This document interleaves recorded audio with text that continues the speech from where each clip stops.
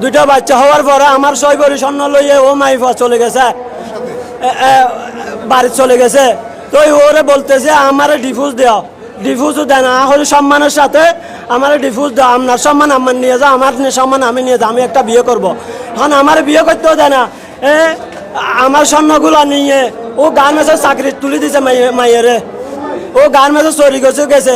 আমার একটা বাচ্চা আমার সাথে আছে, আমার মার সাথে, আর একটা ও নানুর বাড়িতে আছে। আমি প্রতি মাসে চাইতাম যাই, এখন আমার চাইতো যাইতে গেছি, আমার চাইতো দেয় না বাচ্চা হতুর হন বাচ্চা, এর শাশুড়ি হতে বউ আছে।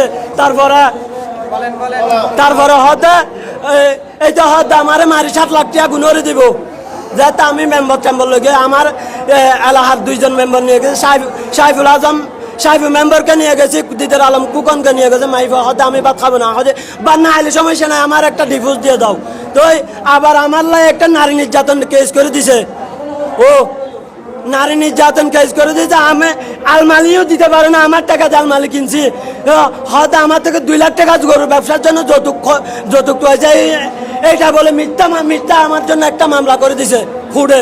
আমি 30,000 টাকা খরচ করে মামলাটা জামিন লইছি, জামিন আজ চলতে হুড়ে। তাহলে আমার বউ আমি নিব, হুড়ে আমি মিস্টারেরও বলছি স্যার আমার বউ আমি নিব, এটা হয়তো আমি সংসার করবো না। ও আমার 7 লাখ 6 ভরি স্বর্ণ লুফে